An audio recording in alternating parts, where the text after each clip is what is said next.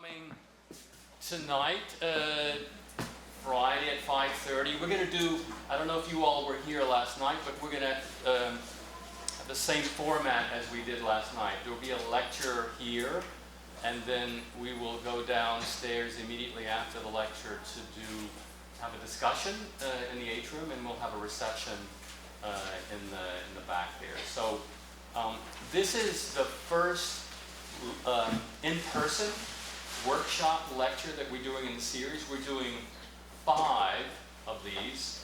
This is a new format for us. We started, I think last Friday, we did an online lecture with Drawing Architecture Studio. I don't know if any of you saw that, but it's recorded. It's in the archive for the lectures. I encourage you, if you didn't see it, to check it out. It's really quite impressive. Tonight we have Stephanie Lin. Professor Miller is going to give a more formal introduction. We're thrilled to have her. Each of the Friday lectures will be accompanied by a workshop over the weekend. And that's why we're doing them on Friday, because it's easier for people who are deans of schools to come in and, like Stephanie is, to come in and to do the lecture. We have, the next one will be with Perry Culper, who's a professor at the University of Michigan. And then Nathan Williams, who did a workshop with us, he did a visiting critic studio with us last fall.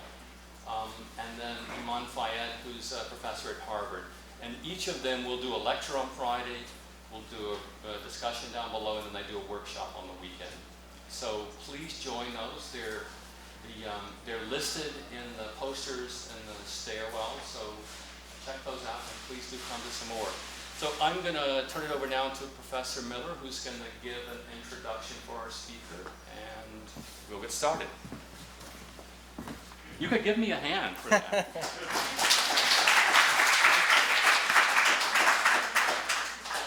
Thank you, Michael. So again, before I introduce our speaker, just to reinforce that tonight's event is part of the larger drawing workshop series, and it's our first one. And this weekend, Stephanie Lin will offer an event called Beyond the Surface, and we'll work with 12 of our thesis students to begin to explore the ability that drawing has to construct and frame views. And so she'll be working in the atrium. If you're around this weekend, check it out, ask the students what they're working on, and I think by the end of next weekend, we'll have new imagery in the atrium. To introduce Stephanie. Stephanie Lin is the Dean and core faculty member of the School of Architecture. It's just called the School of Architecture. It was formerly the School of Architecture at Taliesin. She's also the founder of Present Forms, as well as being a founding member of Office 3, which is a design collective spread across New York, Boston, and San Francisco. Generally speaking, her work explores intersections of materials, media, form, and has been exhibited at MoMA, Storefront for Art and Architecture, the A+D Museum in Los Angeles, Citigroup, and a number of universities. I first met Stephanie this past summer at Citigroup in New York City as part of a conversation series that was organized in the gallery space in which her work was exhibited. That afternoon, Stephanie shared projects in which she was investigating the optical effects of unconventional building materials, as well as assembly systems in the architectural surface.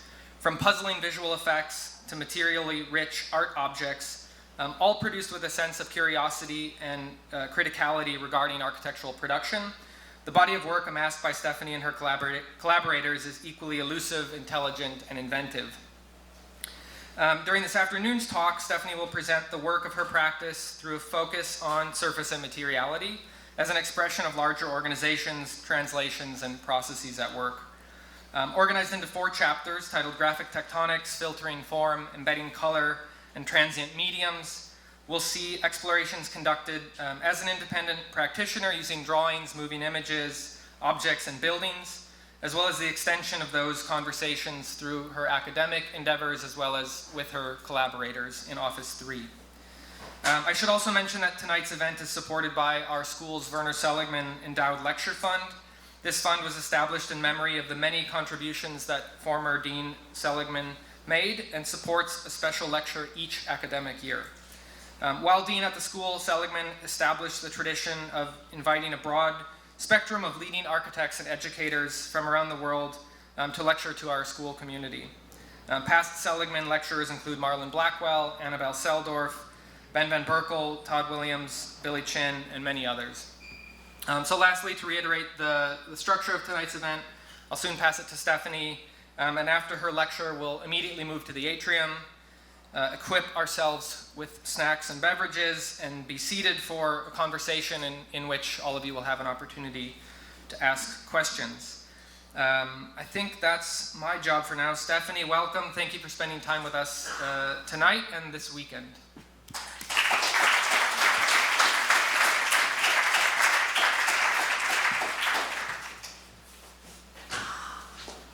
Hey everyone. Thank you for having me. I'm so happy to be here. That was a very kind and generous welcome. It's great to see you again, Kyle and Michael and other familiar faces. Great to meet some of the students today. And it's also a great privilege to be designated the Werner Seligmann Lecturer. I'm also really honored to have the opportunity,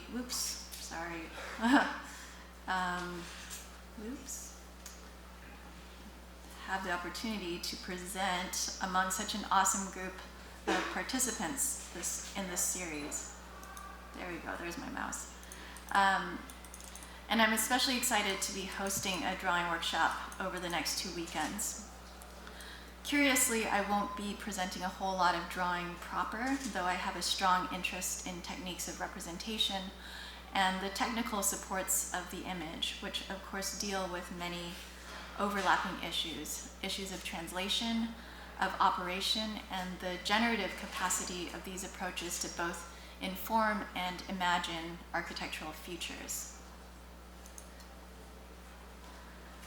This is not a semiotic diagram, by the way. This lecture will focus on the material surface as an expression of a process or processes of formation, and the way that the surface can embody a larger set of relationships at work. This ranges from the physical and perceptual to the environmental and social, depending on the project. And we'll look at how the surface is embedded with a dynamism of transformation as it confronts these contexts. This is more of a timeline. So as Kyle mentioned, I have a very small and compact practice called Present Forms based in New York and Arizona. We investigate relationships of materials, media, and form, and observe their properties and behaviors from the bottom up to refine a process of design that is inherently open-ended, but also extremely specific and intentional. Manipulations of optical paradigms aim to discover perceptual entanglements that reveal unexpected orders. One could qualify this as being rigorously imprecise, speculating on ways that the authorial hand can become comfortable with the uncertain. This is a collection of moments that capture these surface conditions in question at various scales. They occupy the space between architecture and material process, and they look at emergent properties through a new understanding of the environmental and programmatic inputs of their formations. Arizona, specifically the School of Architecture, which is now at Arcosanti, and was previously at Taliesin and Taliesin West, as Michael mentioned, is where I currently teach and administrate. This is a photo of a printed window through a window, echoing the workshop that the students are working on at Slocum Hall. And there's a strong shared culture of hands-on experimentation that goes between both my practice and teaching. And I want to acknowledge this context in which some of the projects you'll see were developed, as it has really highlighted the intersection of the technical and the experiential that many of the works of the practice investigate. I spend a lot of time, and I mean a lot of time, with the students and faculty on campus, where we live, eat, and work together. It's about 1 hour north of Phoenix, and as a New York transplant, I don't drive, and therefore I don't really leave. The work from the individual practice has naturally plugged into collective efforts, including this one, which is my collaborative practice, Office 3, and which is based across San Francisco, Boston, and New York. This is a pretty typical portrait of our interaction. Office 3 was co-founded with Sean Canty of Studio SC and Ryan Gollenberg, and we work on projects together during the times that we can really benefit from each other's expertise and interests. We're at the same time very individual, while also being not that different at all in our foundations, which allows us to produce projects and conversations that are more than the sum of their parts.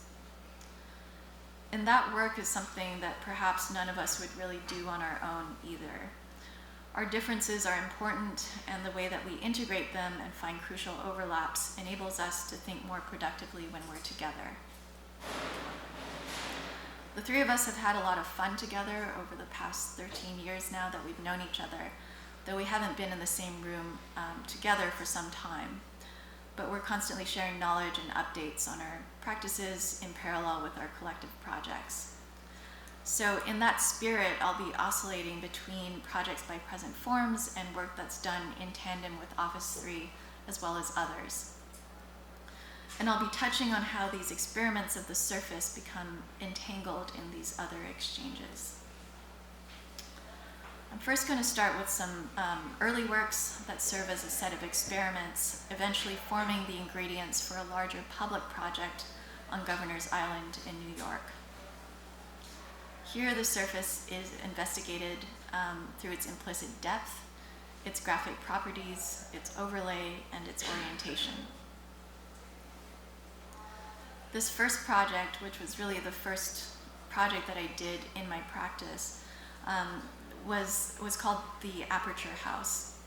It was a set piece for the short film Modern Houses, a psychological thriller directed by Matthew Dixon, art directed by artist Matthew Ritchie, and starring actress Lily Taylor, who plays an architect struggling through the design of a house and whose model becomes the main focal point of the film. My involvement in the project was to produce that model, which consists of a massing punctuated by deep apertures to create a sense of perspectival manipulation and to frame the events that happen in that narrative. As both the physical and metaphysical extension of the protagonist's eye, the house contains both linear convergences and the illusion of multiple vanishing points within discrete views. We can play a couple of clips. It begins with the main character evaluating every corner of the model and trying to figure out what's not right and what's missing.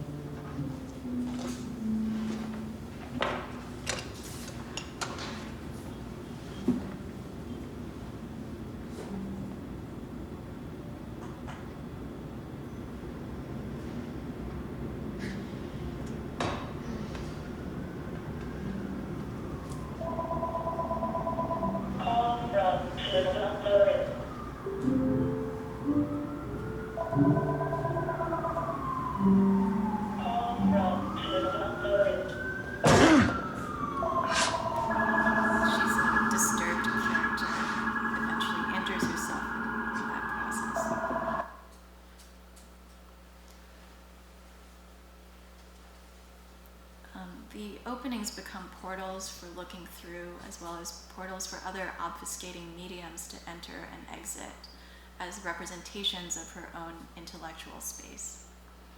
And I turn the sound off because there's cursing in this scene. She arrives at a transformation, the insertion of a skylight, which in turn reorganizes the entire house. And the model was really intended to be an open-ended tool for improvising that would offer multiple possibilities of framing and interaction to the various members of the production. So this is the team working out their next scene together. And I was excited to see how it was used in ways that I had never expected, including this image here showing various openings turned on or off to create this range of illumination and atmospheres. So the model became simultaneously a frame, a space, and an object that composed movement as well as a collaborative interface between members of the crew as they crafted the visual narrative together. Other early projects have explored lenticular screens and their transformations through movement and reorientation, as well as moire patterns, looking into the tectonics of overlay and how patterns change with illumination and circulation. And these three projects really served as the foundation for the Governor's Island Welcome Center in New York, a wayfinding pavilion that serves as an information kiosk and meeting point for visitors to the island. It's one of the first things you see after you get off the ferry from Manhattan. And I'll turn on my virtual laser pointer to point out where it is. I told Kyle I'm learning PowerPoint after having dealt with InDesign and Google Slides this whole time. The geometries of the Welcome Center serve as the optical foil to the deep embrasures of Castle Williams, which is one of the fortifications on the island and a short walk from the Welcome Center. This former military fort was later converted into a community center, a nursery, and now serves as a museum. In contrast to its defensive and massive typology, the pavilion is open and inviting, its wings intended to be deep but porous apertures in themselves, manipulating a sense of scale and orientation depending on how you situate yourself within it. The butterfly roof was measured to create a minimal obstruction to what remains of the skyline from the walking path, and there was already a building in front of it. And the structural and programmatic core allows for a fluid and outward-looking perimeter.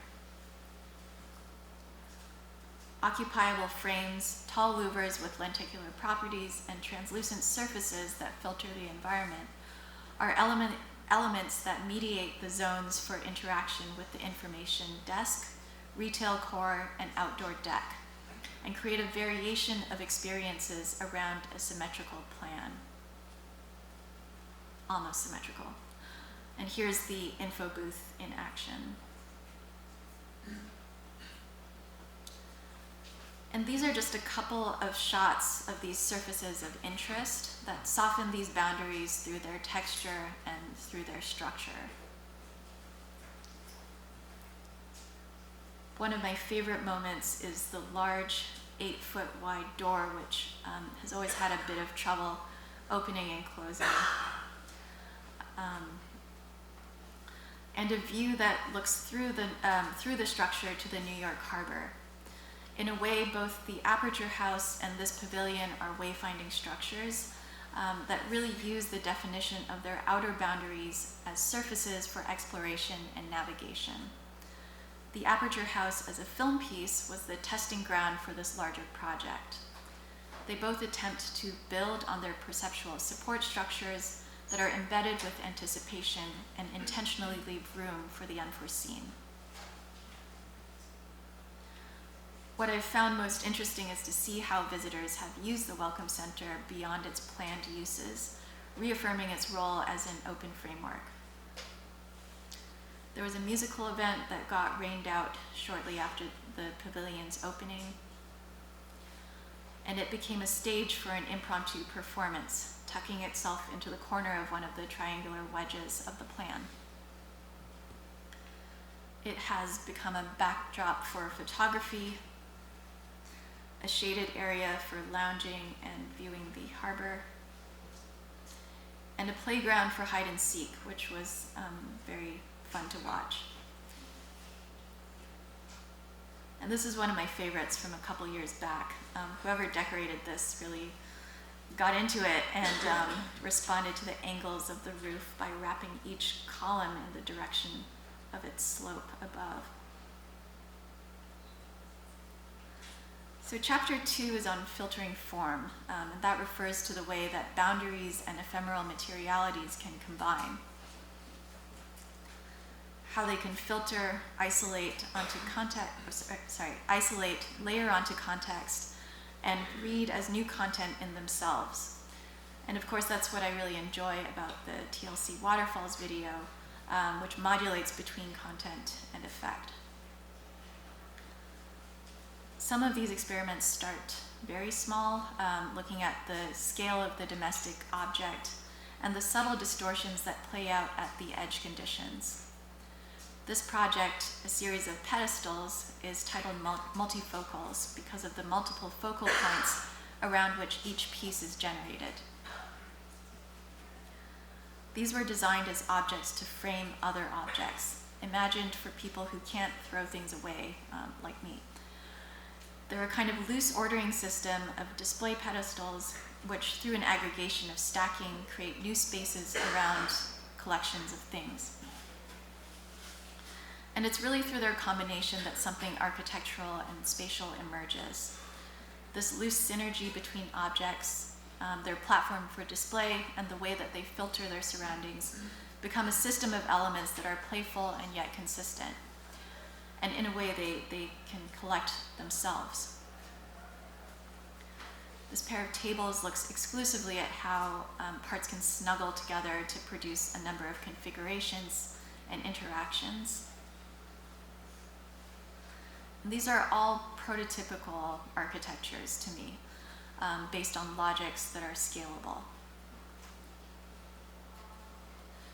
They're also able to be undermined, and these puzzle boxes are more fun to me in how they almost fit together than when they do fit together.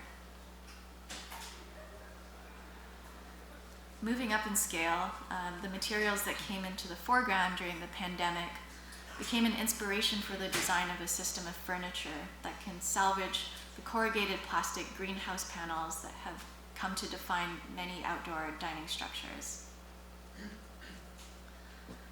And this project looks to the future of repurposing this material and exploring its innate properties through bending, joining, and layering, up to 3 times to produce a very subtle depth and overlay between multiple sheets.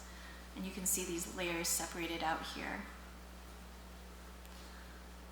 When assembled, the parts begin to dissolve into one another, producing an ethereal and transient effect.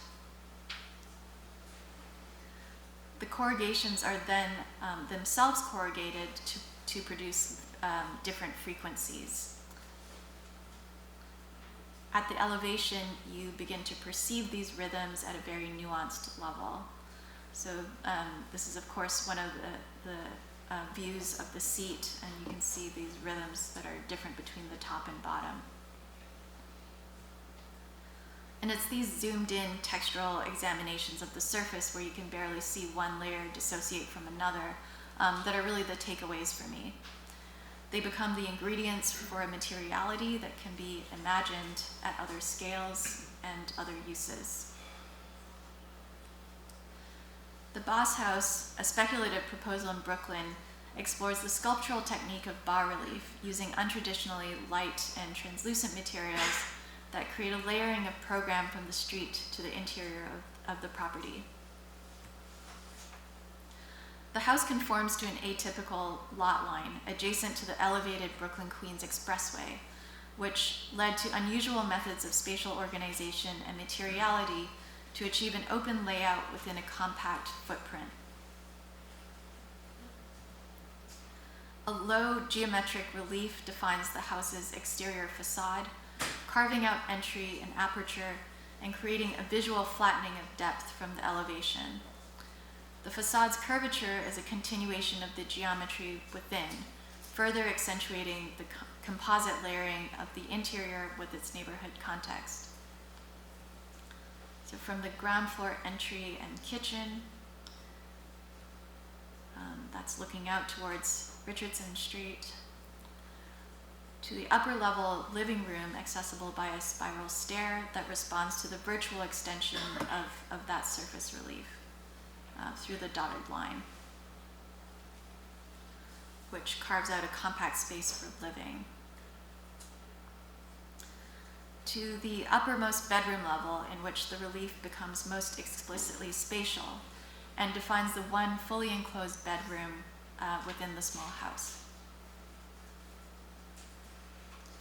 And here's that view showing the veiled mesh transitioning into that hovering volume of the bedroom, so that the veiled mesh on this side, and then the solid expression on the right. And you can see the elevated expressway finding its way across the view. We enjoyed experimenting with different types of views to show the house's framing of various urban elements beyond. This was a total glitch from when I translated a PDF into PowerPoint. Just like really learning PowerPoint right now. But I thought I'd show it because it crops out and selects those higher contrast moments, which largely translate into the windows of that scene. So back to collective work with Office 3, but through a different format of parallel process between the three of us. This was a proposal for a ground-up residence for a client in Manhattan Beach, sited on 2 combined corner lots. Ryan was the one who received the commission and approached Sean and I to do a mini competition to riff on concepts for this project. Here are those 2 lots combined, which indeed create one very long property. And this was an opportunity for each of us to put our individual practices in conversation through a common framework and set of programmatic constraints. And that eventually led to each project taking on its own identity and set of priorities.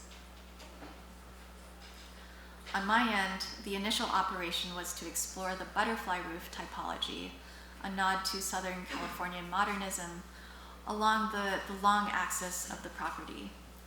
This was punctured with a heart-shaped courtyard whose cusp aligns with the valley of the roof, creating 2 types of panoramic formats. At the ground level, it creates fluid zones for common living with minimal partitioning, and a dynamic layering of interior spaces through glass and curtains. This openness creates a continuous view of a filtering mesh screen, combined with the shadow play of the landscaping and the reflective surfaces of glass and water. The screen takes on the horizontal format of an unrolled panoramic view. At the upper level, where the 4 bedrooms are located and where they share a common living area, the courtyard creates a unique vantage point from the top of the stair landing. The curvature of the glass creates this layering of reflection and self-reflection. So if the ground floor produces a flattening, this creates a kind of rolled up view with multiplication. And this has led to more conceptual representations of the courtyard as a freestanding object within the genre of the still life, which further explores the optical effects of rolling and reflection and material behavior. This is another view of the same elements recomposed, including cloth and water. And really exploring the direct and indirect presentations of environment. So in these last 2 projects, the butterfly roof and the boss house, there's a material application onto typological order from the courtyard and butterfly roof to the townhouse. These are strategic transformations that are both material and spatial, and allow these orders to perform in a different way than what is familiar. This is just a palette cleanser of the site under construction last week. To end this second chapter, I want to speak briefly to a project in Hudson that somewhat bridges 2 worlds for me. The first of which are these projects of various types that experiment with entanglements of perceptual and physical, and the second of which are spaces for learning. there's a lot to say about this project. It's a design collaboration between Present Forms and Glow, a firm led by Joni Tom. And in a nutshell, the building will host a new organization called The Spark, dedicated to new forms of working, living, and learning. On the ground floor is the building's cafe and learning lab, and will be one of the physical spaces for hosting classes, events, and workshops for the public in partnership with other nonprofits, including Hudson Up, which has recently been conducting a universal basic income experiment in the town over a period of 5 years. On the second floor, there will be an open kitchen for hosting classes and training workers in the food industry. The 4 square windows on the second floor look into long-term guest rooms for residencies, artists, and guest instructors. Finally, at the roof level, there will be a green roof and event space with a mezzanine above the roof deck that will allow you to see over the power lines and toward the Catskills. And this will be one of the few rooftops in town that is publicly accessible. These are photos before demolition, showing a series of very compartmentalized and compressed office spaces at the ground and second levels. And we, of course, looked to open this up as much as possible while still maintaining functional areas with acoustic privacy, and creating a programmatic and visual transparency. This is after demolition, and you can see the traces of old partitions taken down, as well as the high windowsills that don't really lend themselves to looking out and connecting with the neighborhood. So new openings, dropped sills, and a minimal number of floating boxes define the new organization of the ground floor. And those boxes are for the classroom and projection areas. Next to the parking lot is a loading dock, or quote-unquote loading dock, that would create an outdoor deck and stage for occasional public events and performances.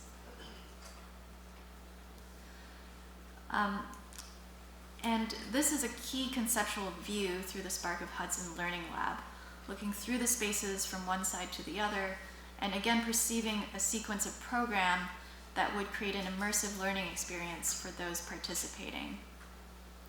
We're on the outside of the building, looking into the cafe in the foreground, the classroom, that's the room surrounded by wood cladding in the midground, the lecture space beyond, and the loading dock and outdoor deck and performance area beyond that.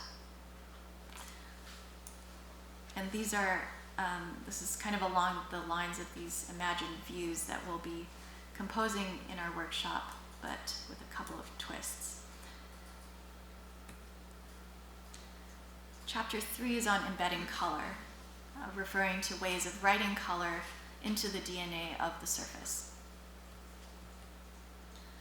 This is the first instantiation of a project that has taken various forms since 2018 called Accumulated Error.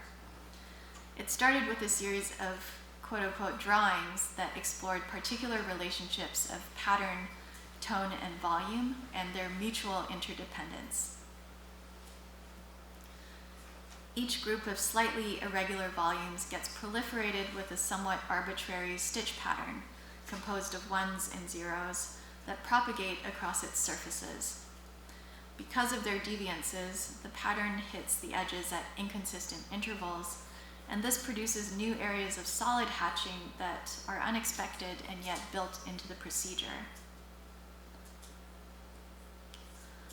From a compositional standpoint, these convergences start to produce new relationships across the image and create a range of blurred and crisp boundaries between different visual planes of foreground and background.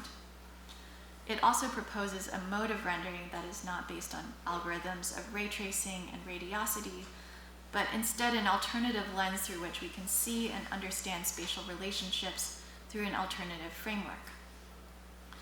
It of course also draws from the rich history of printmaking and etching techniques of linear hatching. Ultimately, it's a celebration of error and imprecision as a productive territory in architectural representation and a potential site for new forms of spatial thought. Again, the translation into PowerPoint didn't work out, but I thought I'd leave these errors in there as it was appropriate. These images show the misprints, which were, of course, some of my favorite outcomes of the process.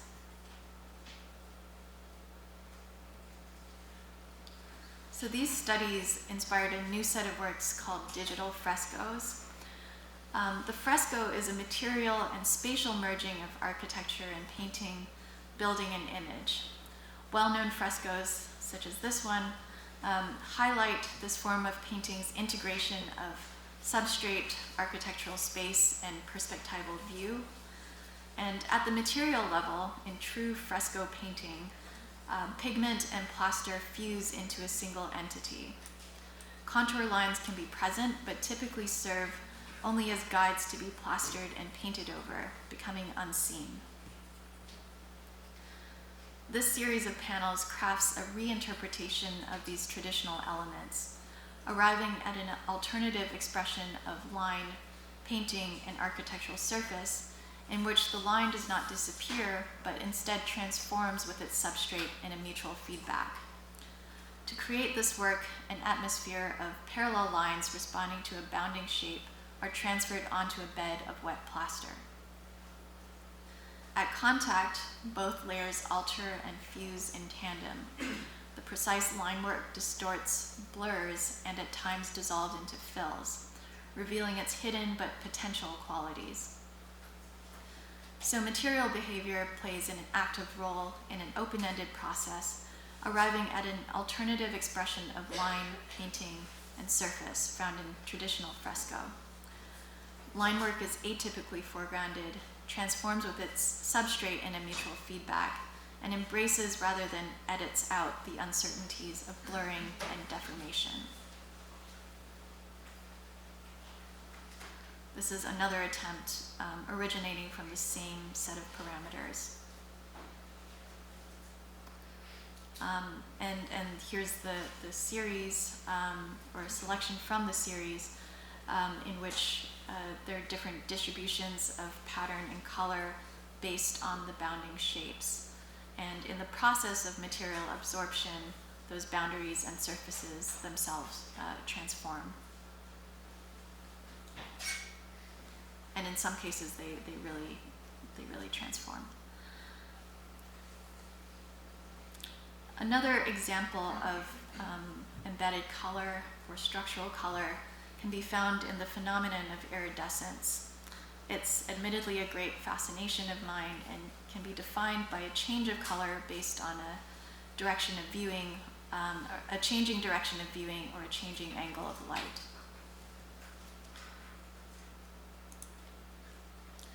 This experiment and prototype for an iridescent folly looks to isolate the representation of iridescence to orientation only, without relying on any kind of lighting, and looking at pure relationships of color and curvature instead.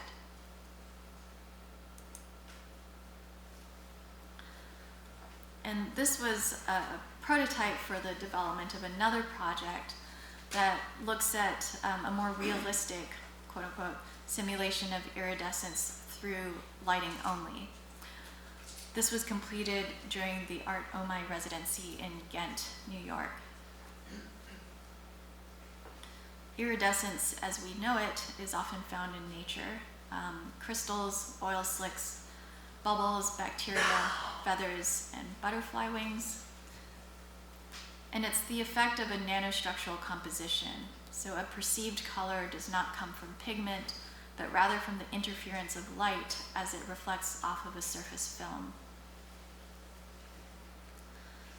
It occurs when an object's physical structure causes light waves to combine with one another, a phenomenon known as interference, which can be constructive or destructive, additive or subtractive. and have different effects on the vibrancy of a perceived color. In animals, it's used as a visual signal for species recognition, mating, flocking, and predator evasion. While it's directional and therefore spatial, and we know how it works, it's also challenging to simulate because many rendering softwares can't replicate the nanostructural surface compositions that create iridescence. So this sequence shows an imaging experiment done at Stanford to visualize the wings of morpho butterflies, and simulating iridescence using code, an approach in which an experience is simulated rather than the exact physical conditions of the butterfly wing. So one of the goals in this project was to find ways in which we can harness techniques of representing this phenomenon in order to use its directionality in an architectural way. The first step in this project involved a series of studies that looked at these relationships of directionality, surface texture, and light.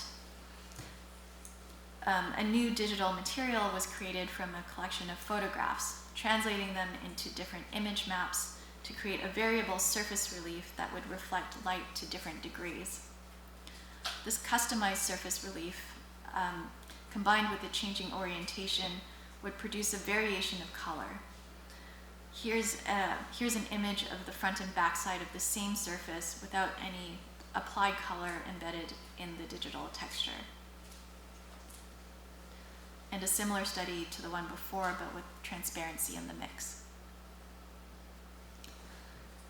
So these techniques were applied to a series of speculative wayfinding interventions in the landscape, specifically cited to create heightened perceptions of their settings.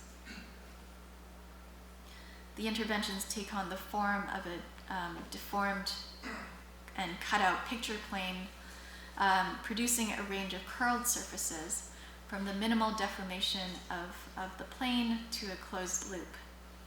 Each has its own set of distinct properties despite being made essentially from the same cuts and operations, with the idea that a higher curvature would create a higher range of color variation. These guys can also aggregate to produce organizations that are even more curious. And I'll first show each of these in isolation and then in situ. And you can see how that slightly curled cut is revealing of this variation. Number 2, showing a little more deformation in situ. Number 3, creating an even more compact and curled form.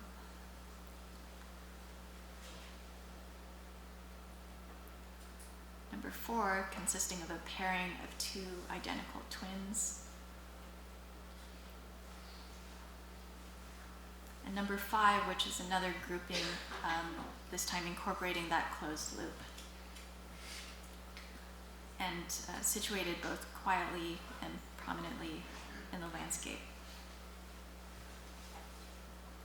So I'll play a short animation which explores each structure, activating these properties.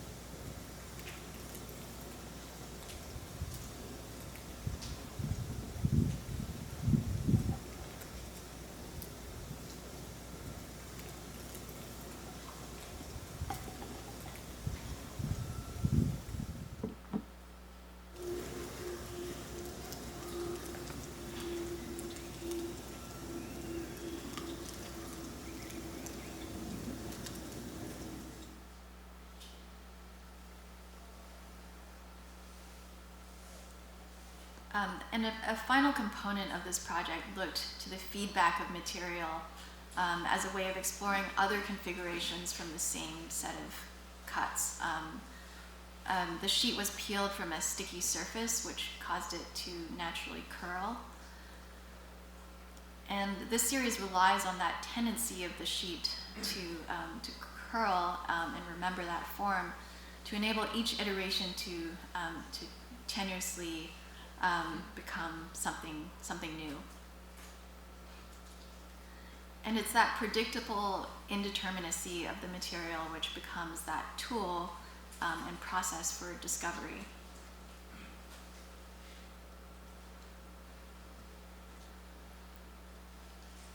This last chapter I'm calling Transient Mediums, referring to the properties of the surface that can change or be exhibited over time.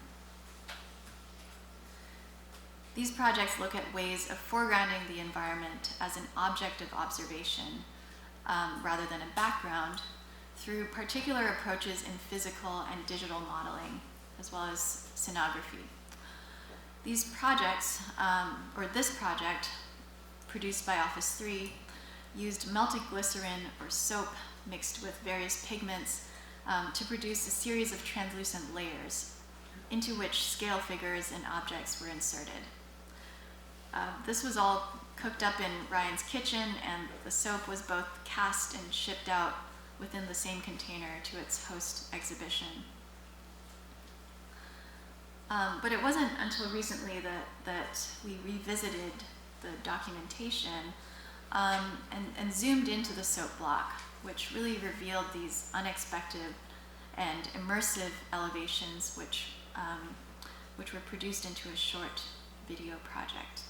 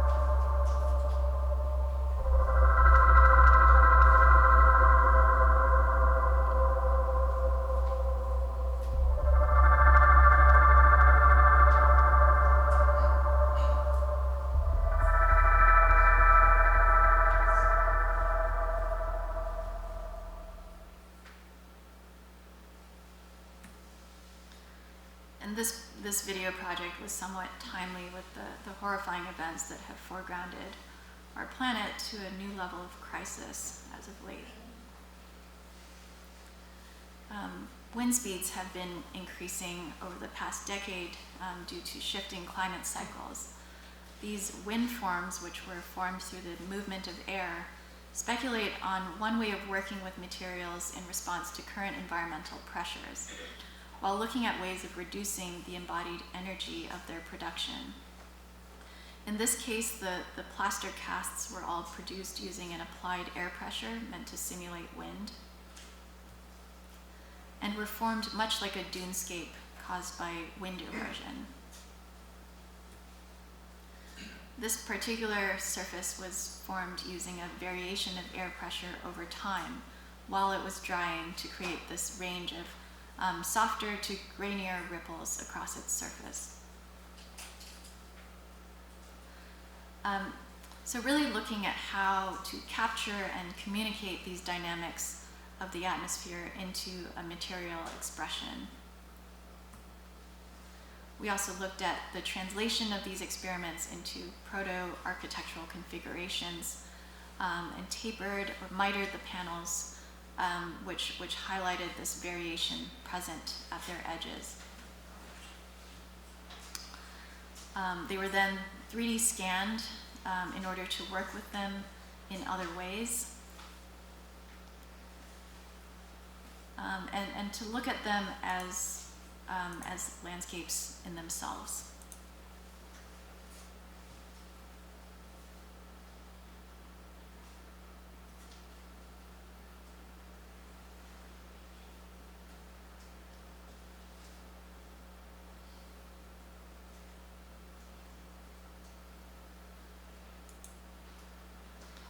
and I just take a lot of pleasure in looking at the texture maps produced through the photogrammetric process as a side note.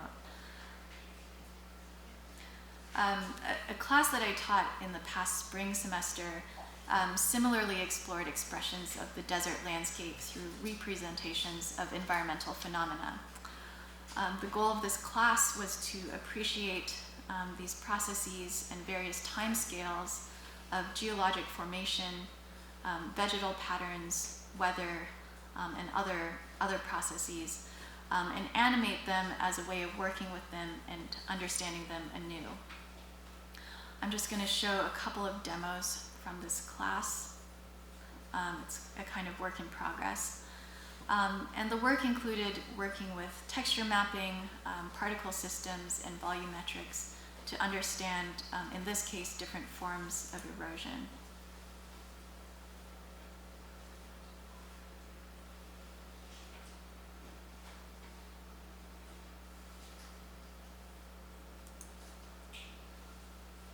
Here, exploring these dynamics of particle systems as they interact with topographic surfaces.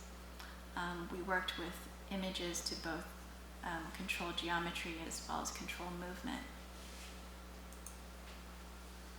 And ending with the phenomena of atmospheric optics and mirages as an expression of different temperature layers in the air.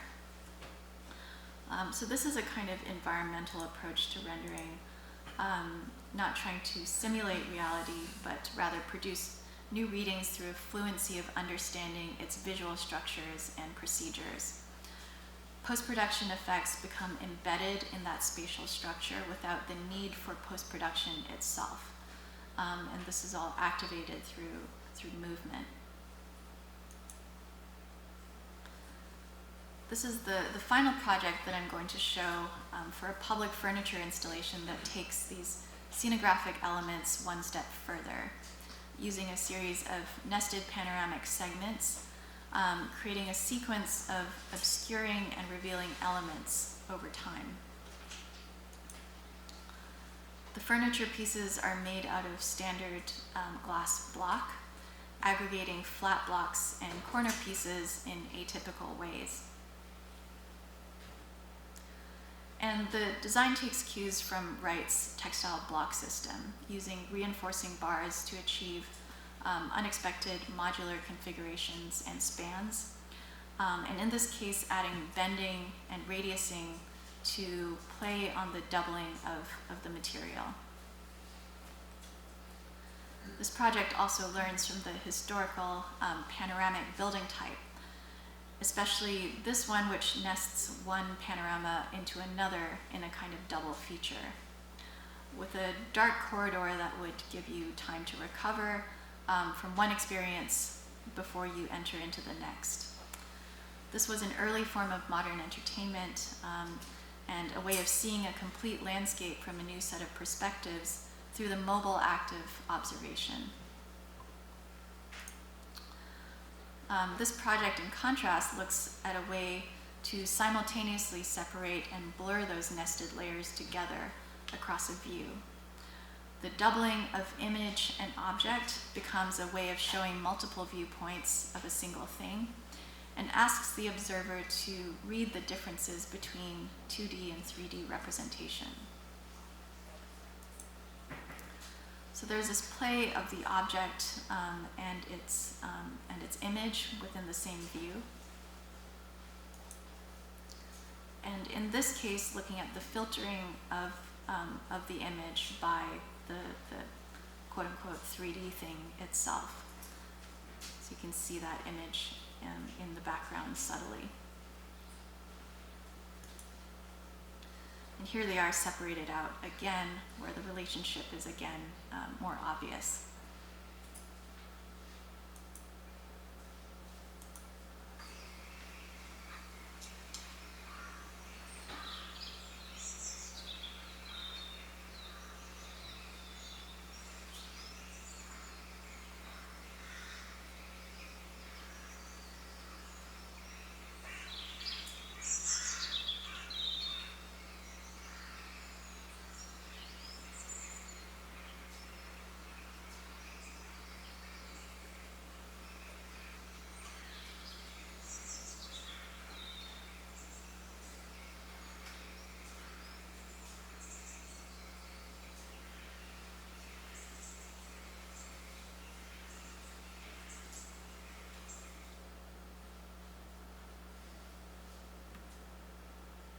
Thanks.